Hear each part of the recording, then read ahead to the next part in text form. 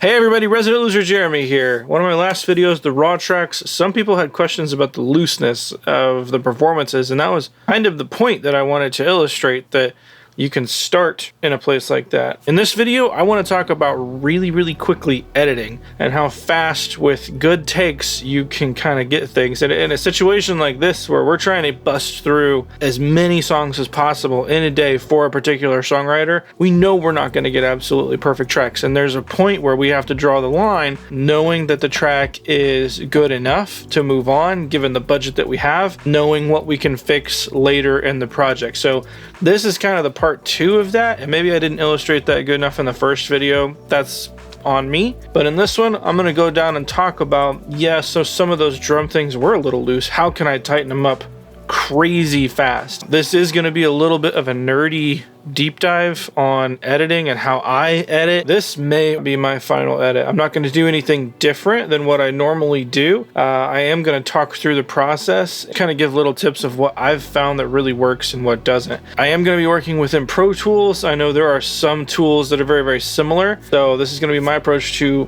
editing really quickly in Pro Tools. Let's jump right in.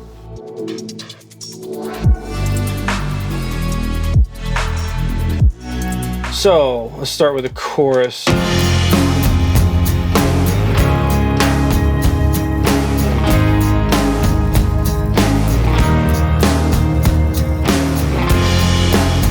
So right off the bat, I always start editing with the drums. So let's start there.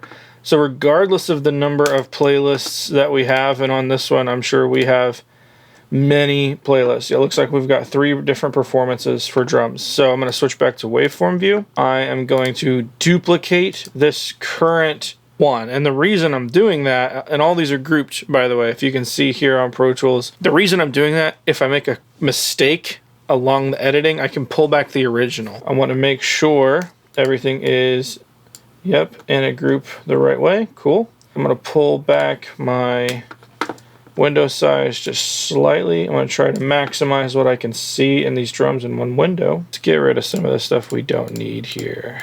There we go.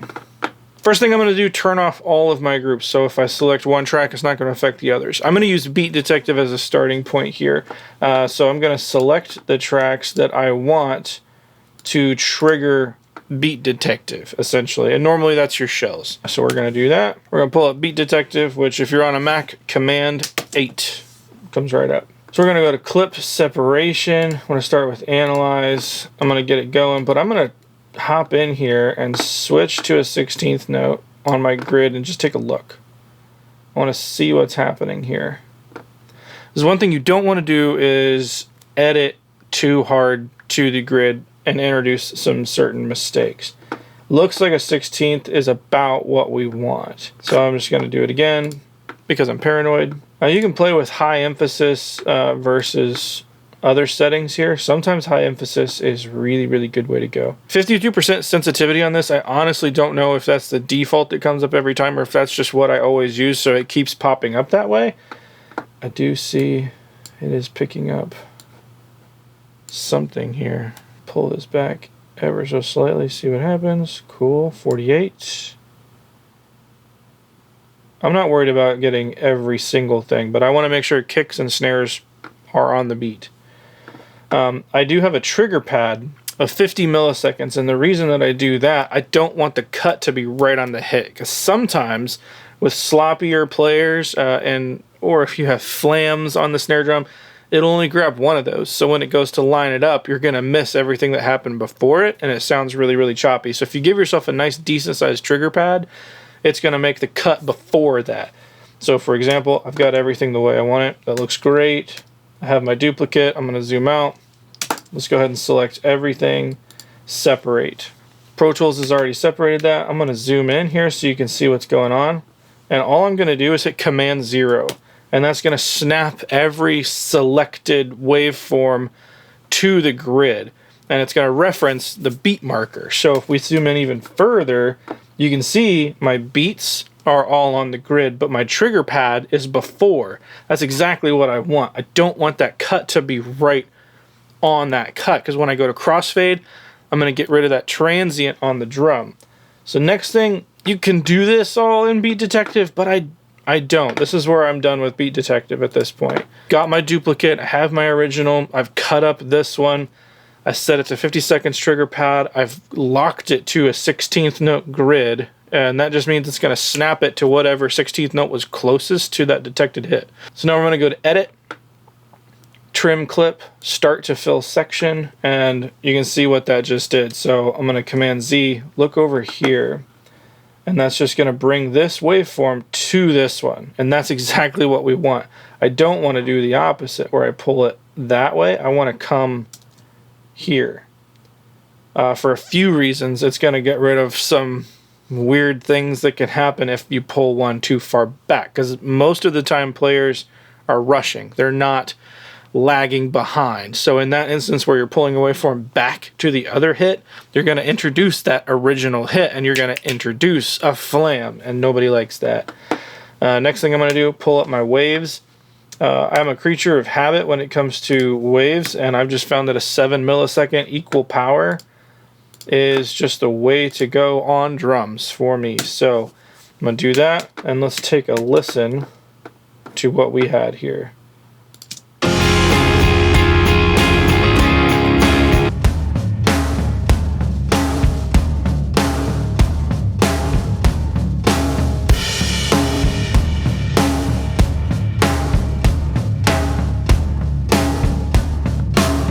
You know what? Oh, we're listening to the click as well. That's pretty low. You know it's locked when you can't hear the click.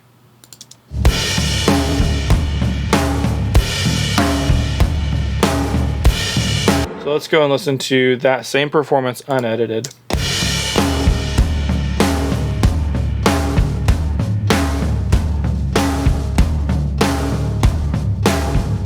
Already a pretty tight player. Let's try to find somewhere where he falls off here.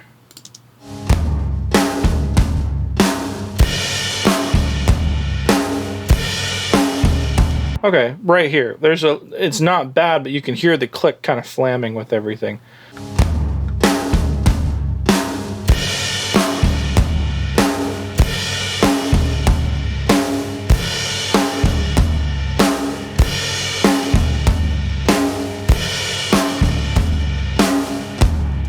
So pretty tight, but you can hear places where that is flamming with the click. So let's flip back over to the edited performance. Listen to that same spot.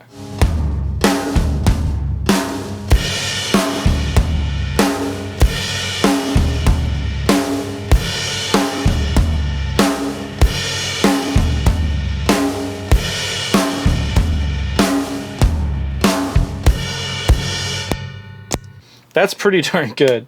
And normally, this is where I would leave it. Let's listen to some other spots.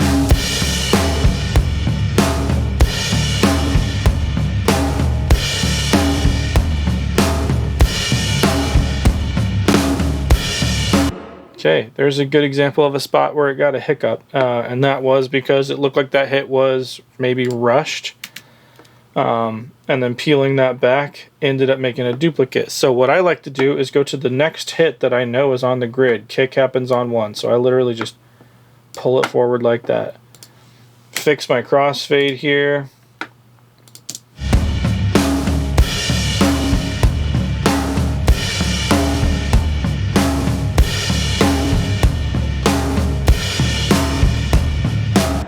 That's perfect. That's good enough for me right now.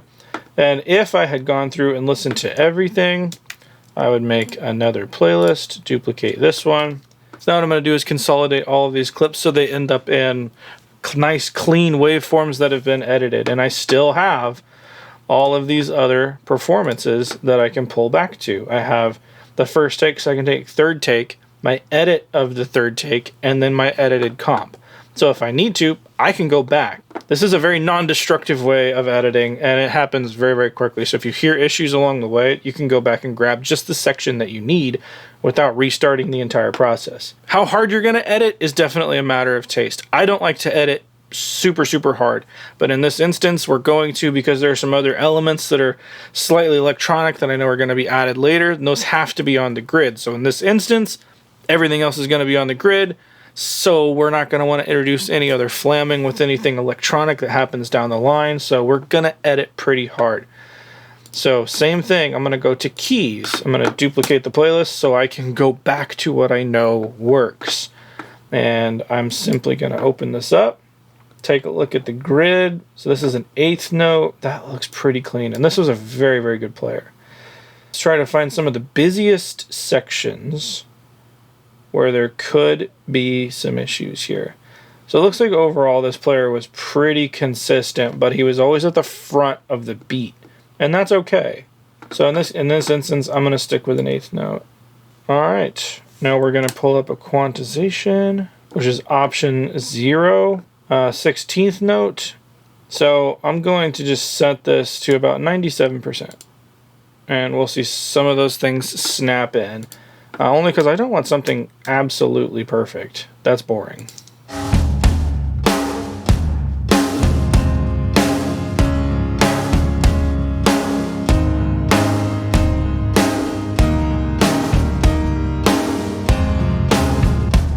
Okay, that sounds great. Let's find our bass guitar. That's my next stop. And it looks like we have a nice DI that we can edit. This is a Kemper, so it's going to be kind of an amped tone. In this instance, I know I'm going to switch to an 8th. Bass is less busy. I don't want to snap to a grid that hard. I'm going to pull back up Beat Detective, and I'm going to tell it I'm on an 8th, capture that selection, analyze, and I'm going to go with enhanced resolution on this one. It tends to help with bass. And you can see it kind of chopping up some of these notes, and some of them look pretty accurate already. Now I'm going to pull this back as far as I can with still grabbing some stuff.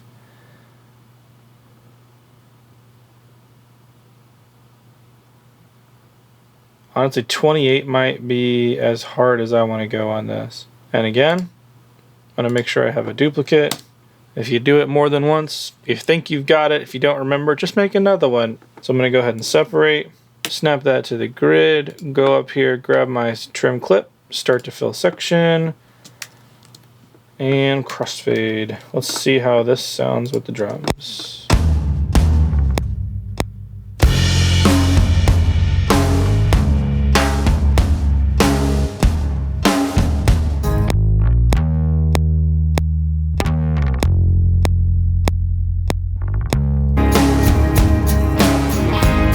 Go to a busier section here.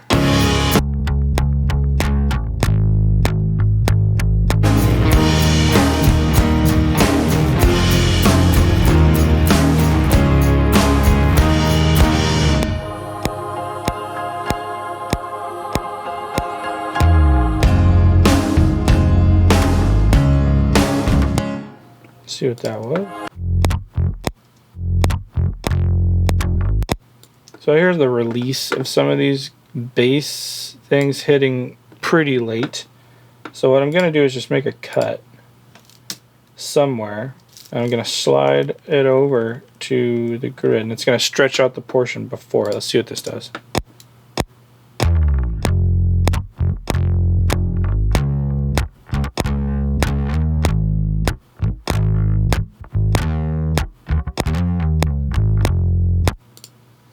Okay. There we go.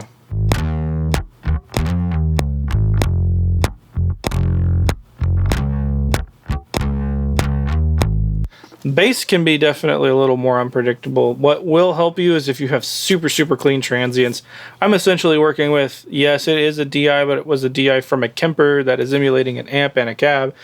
It may as well be an amped cab. In this instance, it's not as clear to see those initial transients or the releases of those transients. If you have a super clean DI, it's really easy to see to edit that stuff. Another method that is really, really cool with bass and other instruments that are especially stringed is using Pro Tools Elastic Audio. In the instance of bass, let's just say it's a monophonic. And some people can say this can sound a little unnatural. It definitely is very CPU intensive. Now, once we have it set to that, we can go to our analysis page, take a look at what it dropped in as far as what it thinks the notes are. Pretty accurate. So now, if we pull up Quantize, we can do elastic audio events. Set this to an 8th note, and then hit apply. And it's going to snap all of those elastic audio events to the grid. And a lot of times this is more natural than cutting it up.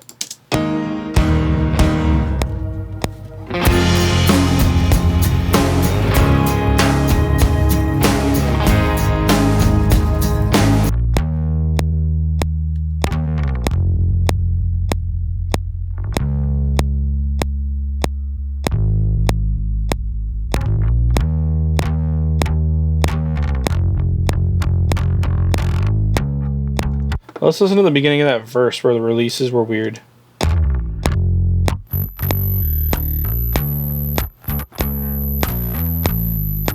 Timing's right. Everything else is really weird. So when we're here, let's now switch this from monophonic to X-form. This takes a long time as far as your CPU is concerned. So if we pull up Task Manager, we can see how long this is going to take. X-form is super accurate when it comes to how it's doing these chops. And I don't know how it works. I just know it sounds really, really good.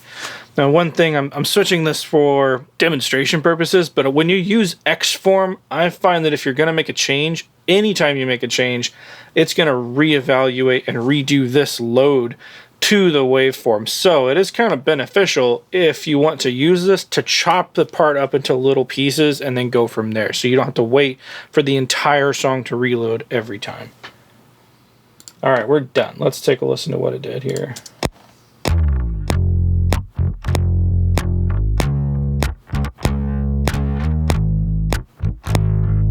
That sounds pretty darn good.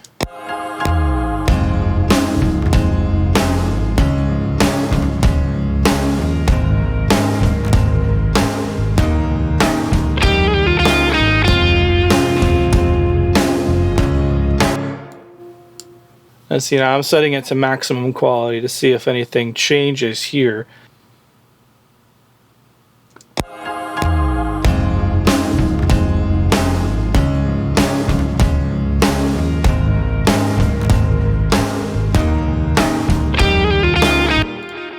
That's pretty cool. On acoustics, it is definitely beneficial to use elastic audio. It is by far the most natural way to do this. Now let's take a look. Definitely locking to 8th notes on this part. Okay, so let's do the same thing. Set it to 97%.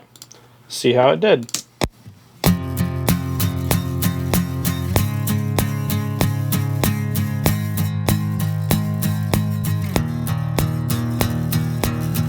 As opposed to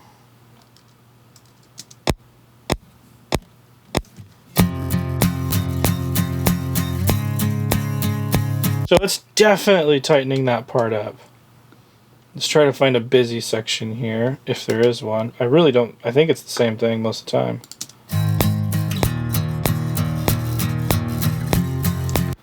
Great. And just like before, I'm going to change this from polyphonic to X-form just to make sure I'm getting the highest quality possible out of this.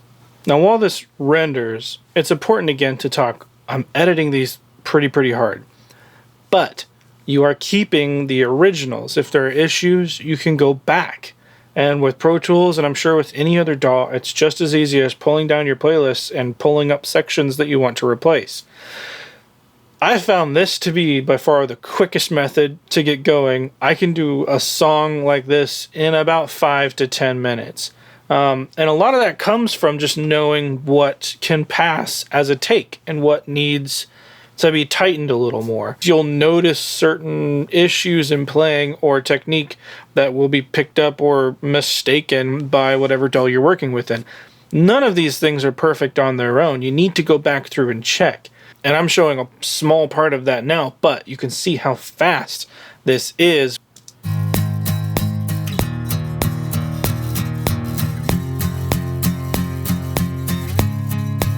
X-form just has a way of molding the audio in a way you don't think it was ever touched, and I love it. So I'm going to leave it right here.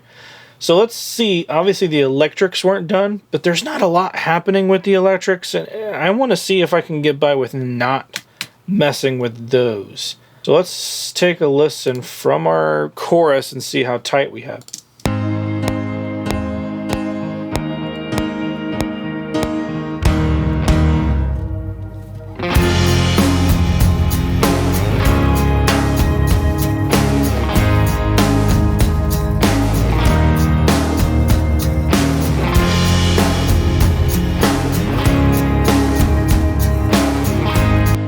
The one thing we did not grab is the percussion track.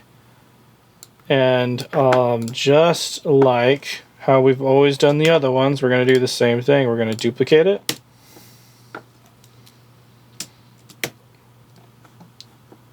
Actually, you know what? Let's go ahead and use Elastic Audio here. Now we're going to do rhythmic. We're going to go to our warp.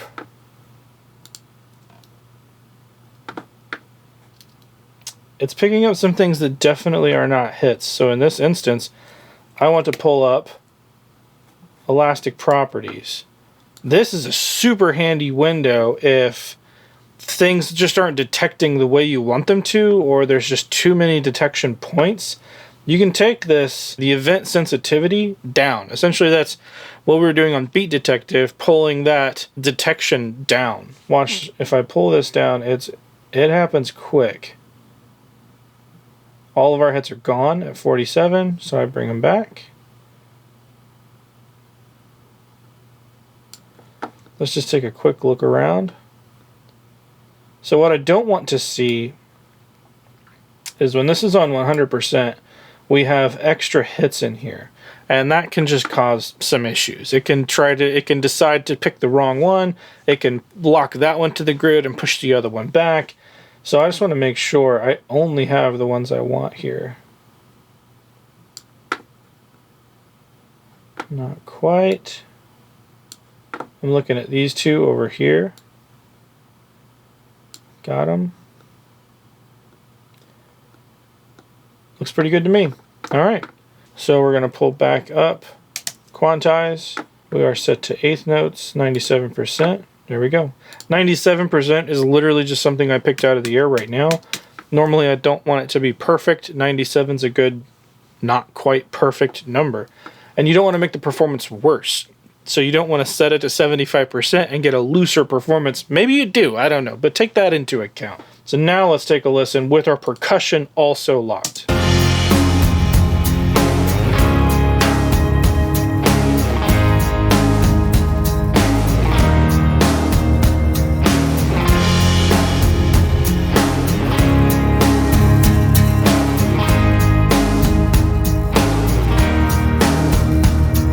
Let's listen to some other parts of the song.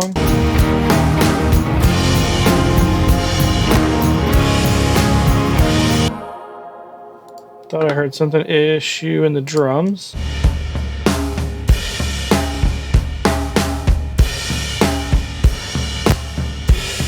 Did do something odd to the snare. That could be, let's check out and see what that is. Let's pull up a playlist.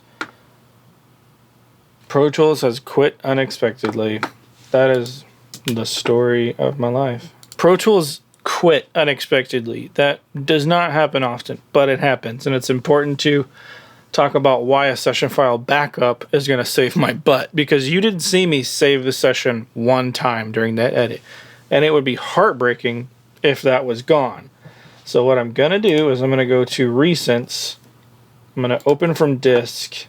And it is bringing me right where I need to be. So I know the time is 1:15. I have a session file backup from 1:13. That's exactly what I want. Worst case, I lost about 30 seconds worth of work. Session file backups in this instance can save your butt. And it has saved mine so many times. Yes, you want to make it to habit to save often. But let's take a look in the preferences and let me show you what we have going on here. Auto backups. I'm enabling session file backups and I'm keeping the last 99 backups and I'm backing up every 1 minute. So if I have a session open for an hour and a half, I've lost all of them. But I believe You can do 999 if you want to. I'm going to stick with 99. I don't tend to work that long within a session, but backing up every 1 minute, I never lose any work. So let's take a look. We were just listening to a nasty snare. Okay, so I'm going to go save. I'm going to save over this one. If I don't, it's just going to replace it as a recovered file, which gets annoying. Let's take a look at our drums. Playlist view. Let's find that snare hit that was nasty. And it looks like that was in the performance. It could have just been a mic hit, literally a mic hit. So here's what I'm going to do. Let me make sure my group is enabled. So that way I'm getting every single drum, not just the snare, because that's the important part here. And I'm going to just pop it right up. Let's see if that got it.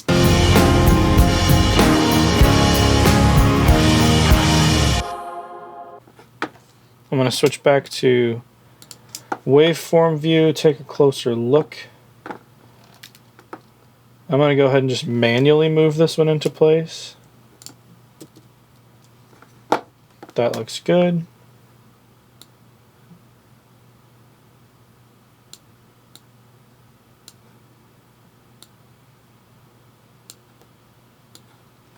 And we're going to do our 7 millisecond equal power, see how that sounds. Slightly rushed right here, so let's pull that back.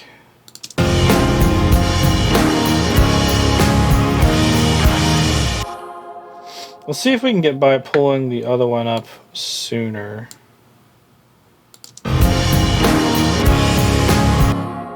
Don't think we can, but that's okay.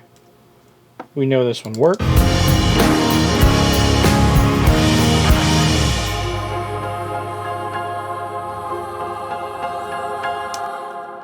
Cool. And that's a perfect example of this won't work perfectly if you don't use your ears. But there you go. This is a longer video, but in the context of editing an entire song minus the vocals, that was pretty quick. There are a lot of different workflows here, and I'm trying to introduce kind of different ways to do certain things. On bass, you saw me use Beat Detective, and you saw me use Elastic Audio. I am working within Pro Tools, but I'm sure there are other versions of things that other DAWs have that are awfully similar to this, and you can employ in your own workflow. Basically making sure you're as non-destructive as possible, because the longer you sit here and edit, the more you can make mistakes, the more you think you're helping, and sometimes you come back and you're like, what did I just do to this track? I made it worse. And that's where being able to go back and have your past playlists can really bail you out. And especially when you're doing kind of this much flip-flopping and CPU intensive stuff, make sure you have your session files backed up, because you saw it save my butt just now. Anyway guys, hit the like button if you like this, subscribe if you're new, hit the bell while you're down there if you want to see more of this stuff and be alerted when I put those new videos out. Anyway guys, I'm Resident Loser Jeremy. I'll see you in the next one.